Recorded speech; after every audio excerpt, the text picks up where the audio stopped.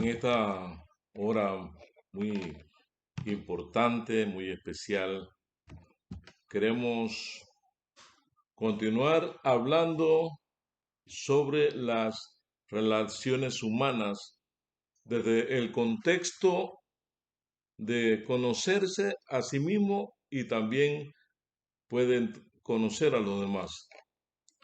Y en esta hora queremos analizar la experiencia cuando Jesús, el maestro sin igual, el maestro de los maestros, el psicólogo, el sociólogo, el historiador, el que conocía perfectamente todos los eventos que ocurrían en la tierra y también especialista en las relaciones interpersonales.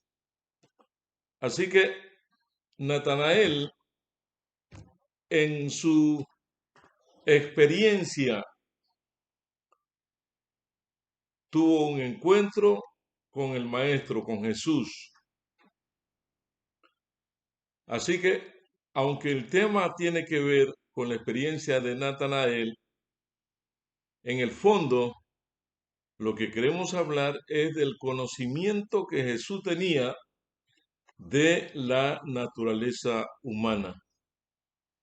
¿Cuál era la vocación de Natanael? Llamado a ver grandes cosas. El texto bíblico dice que Felipe encontró a Natanael y le dijo: hemos encontrado aquel de quien hablan Moisés y los profetas. Es Jesús, hijo de José de Nazaret. Entonces Natanael le respondió: ¿puede venir algo bueno de Nazaret? Ven y verás, le contestó Felipe. Jesús, al ver venir a Natanael, dijo de Natanael: este es un verdadero israelita, en quien no hay engaño, en quien no hay doblez. ¿De cuándo acá me conoces?, le preguntó Natanael. Y Jesús le respondió: antes de que Felipe te hablara, cuando estabas bajo la higuera, yo te vi. Maestro, le respondió Natanael, tú eres el Hijo de Dios, tú eres el Rey de Israel. Jesús le dijo: ¿por qué te dije que te vi bajo la higuera, creíste o crees? Verás cosas mucho más grandes. Esa historia impresionante del arte de las relaciones interpersonales se encuentra en el libro de San Juan, el libro teológico de San Juan, en el capítulo 1, el versículo 45 al 50. Allí podemos encontrar los pormenores. Hacer oír el llamado de Cristo: ven y verás. Las palabras de Felipe son la repetición de las de Jesús a los primeros discípulos. Vengan y vean. Felipe, mediador de la vocación de Natanael, aparece así más claramente como portavoz de Jesús, el que transmite las palabras del Maestro. Llama como Cristo llama. Jesús subraya el papel de Felipe en el llamado de Natanael, antes que Felipe te llamara. No hay misión más noble que hacer llegar el llamamiento en nombre de Cristo.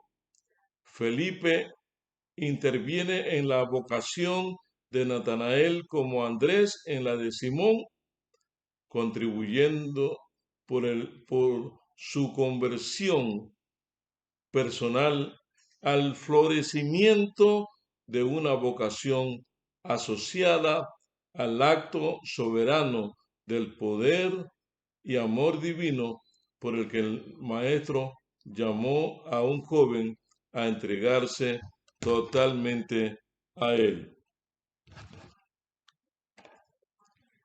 La estima que muestra a Jesús, y aquí a un verdadero israelita, este elogio de Natanael manifiesta la actitud bondadosa de Jesús. Antes Natanael había dicho una palabra de cierto desprecio hacia él. ¿Puede venir algo bueno de Nazaret? Por supuesto. Cristo mostró estima y admiración por la franqueza de este hombre en quien no hay engaño, en quien no hay doblez. La lealtad ayudará a Natanael a realizar el nuevo ideal al que es llamado verdadero israelita.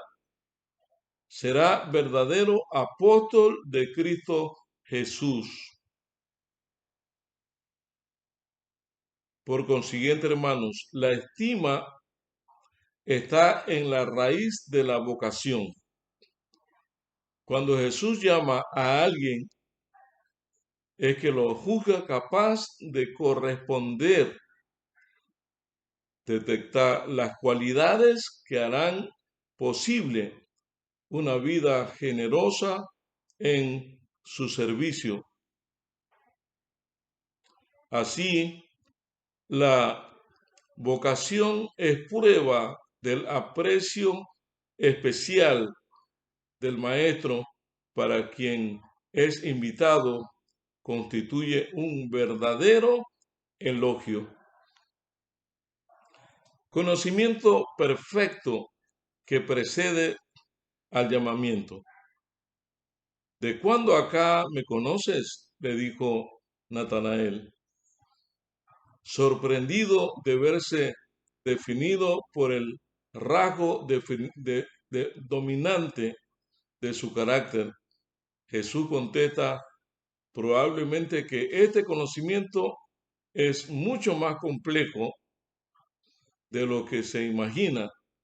Antes de que Felipe te llamara, cuando estaba bajo la higuera, yo te vi.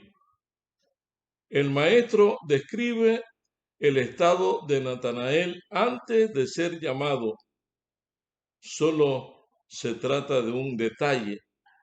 Que Natanael haya estado en ese momento bajo una higuera de su huerta o en otro lugar importa poco. Pero la indicación dada por Jesús prueba de que nada se le escapa de la vida y conducta de quienes llama o de quienes él quiere llamar.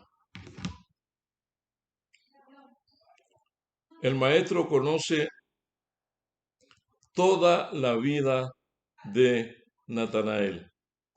Este conocimiento perfecto es una garantía para la vocación. El que es llamado debe estar seguro de que Cristo lo conoce a fondo y que por lo tanto la vocación tiene todas las probabilidades de éxito. Si teme su flaqueza, debe admitir que Cristo lo conoce mucho mejor de lo que él mismo se conoce. No debe declarar el maestro, juzga posiblemente, debe fijarse de la mirada más lúcida de Jesús, yo te vi cuando estabas en la higuera. El acto de fe, tú eres el Hijo de Dios. Por la mirada sobrenatural de Jesús, Natanael quedó convencido. Hasta ese momento había dudado y aún manifestado de confianza hacia Cristo, pero ahora le expresa su fe, su confianza.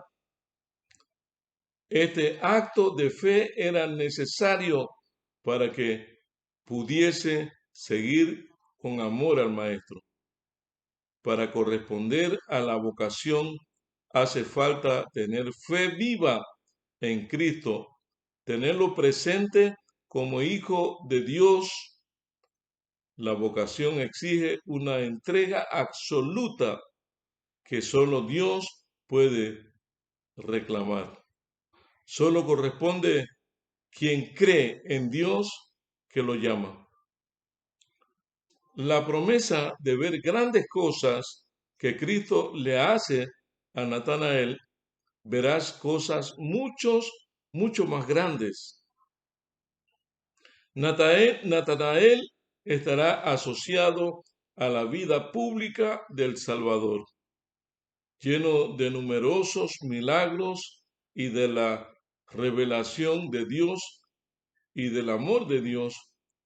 Participará en la grandiosa odisea de la redención de la humanidad, cuya cúspide será la resurrección del Salvador. Toda vocación tiene promesas de ver cosas grandes. Las que acepta entregar su vida a Cristo se convierte en testigos privilegiados de las maravillas de la gracia de los corazones, del triunfo del amor divino sobre el mal del mundo. Así que en ese momento, en ese instante, Jesús simplemente estaba contemplando cada escena, cada detalle. Él conoce nuestras vidas. La Biblia menciona que el Señor Jesús te conoce perfectamente. Sabe las cosas que haces, por qué las haces, cómo las haces, cuándo las haces y lo que te motiva a hacerlo. Más que todo eso, el Señor sabe cuántos cabellos tienes o tenemos en nuestra cabeza. Es hermoso tener a alguien que nos conozca de esa magnitud, alguien que nos comprenda. El apóstol San Pablo escribió, porque no tenemos en Hebreos 4:15 al 16 un sumo pontífice que no pueda compadecerse de nuestras debilidades, sino uno que fue tentado en todo según nuestra semejanza, pero sin pecado. Luego él hace una invitación. Acerquémonos, pues, confiadamente al trono de la gracia para alcanzar misericordia y hallar gracia para el oportuno socorro. Es impresionante saber que el Señor Jesús tomó nuestra naturaleza, se identificó con la especie humana, teniendo forma de Dios, no escatimó cosa alguna como a qué aferrarse, sino que se hizo siervo y fue fiel hasta su muerte y muerte de cruz. Él conoce perfectamente la naturaleza humana. Él sabe nuestras angustias, nuestras lágrimas, nuestros sollozos, nuestras tristezas, nuestras alegrías, sabe nuestras emociones. Cuando estamos alegres, Él lo sabe. Cuando estamos tristes, Él lo sabe. Cuando estamos iracundos, Él lo sabe. Cuando estamos taciturnos, Él lo sabe. Cuando estamos iracundos, Él lo sabe. Él se dedicó durante ese tiempo que vivió entre los hombres a conocer perfectamente cómo es y cómo funciona la naturaleza humana. Por eso él nunca tuvo problemas de relaciones interpersonales. La gente que tuvo problemas con Jesús fue la gente, no fue Jesús. La gente que era enemiga de Jesús fue la gente, no fue Jesús. Él le dijo a Judas, aquel que iba a vender al maestro, amigo, por un beso vendes a tu maestro. Jesús era amigo de Judas y Jesús era amigo de los publicanos. Jesús era amigo de los gentiles. Jesús era amigo de todo el mundo. Pero Judas no era amigo de Jesús. En el estudio de la naturaleza humana, tenemos que entender que aunque es el estudio más importante en la vida, el profeta Jeremías escribió: engañoso es el corazón o la mente más que todas las cosas. ¿Quién lo conocerá? Esto es importante porque ni nosotros mismos nos conocemos. Y la única forma para que usted se conozca a sí mismo es que alguien lo saca o lo saque de balanza. Entonces usted se dará cuenta quién realmente es. Había un joven que quería ser grande. Se fue a visitar a un anciano sabio y le preguntó que cómo él podía hacer para ser grande. Él quería ir a Atenas a estudiar. Y el anciano sabio le dijo: bueno, si tú quieres ser grande, tú tienes que pagar el precio. ¿Y cuál es el precio? Tienes que pagar. Cuando las personas te insultan, simplemente sonríe. Estoy en problema, dijo el joven, porque en mi vecindad todo el mundo me quiere. No me van a insultar. Entonces tienes que pagarle a mal educados para que cuando vayas en la calle te insulten y así tú llegarás a ser grande. Así que el joven pagaba para que lo insultaran y cuando lo insultaban maleducados, solamente él sonreía. Cuando consideró que ya estaba preparado para ir a Atenas, a una escuela de personalidad, llegó y habló con el rector, quien empezó a insultarlo desmedidamente, y aquel joven empezó a sonreír, y el rector de la universidad no podía entender cómo es posible que él podía sonreír mientras lo insultaban. Y le preguntó: ¿por qué tú sonríes mientras yo te insulto? Él le dice: lo que pasa es que allá en mi pueblito donde yo vivía tenía que pagar para que me insultaran. Y usted me está insultando gratis y eso equivale a ahorrar dinero. Definitivamente, este muchacho llegó a ser grande. Hay 3 estrellas con que el mundo premia al hombre: ser, hacer y tener. Y la más grande es ser grande. Y la verdadera grandeza dice el doctor Nicolás Murray, está en la forma como nosotros tratamos a nuestros semejantes. Y en 33 años y medio que el Señor Jesús caminó entre los hombres, nadie, absolutamente nadie, tuvo una mínima queja de los problemas de relaciones interpersonales, de un trato tosco, grotesco, porque Jesús sabía y practicaba lo que el doctor Nicolás Murray enseñaba, que el hombre que no sabe tratar a sus semejantes carece de todo tipo de educación. Apreciados jóvenes, apreciados amigos, solamente con Cristo en el corazón podemos nosotros aprender a desarrollar una comunicación y relaciones interpersonales correctas y apropiadas, y verdaderamente podemos llegar a ser grandes y a ser felices. Oremos.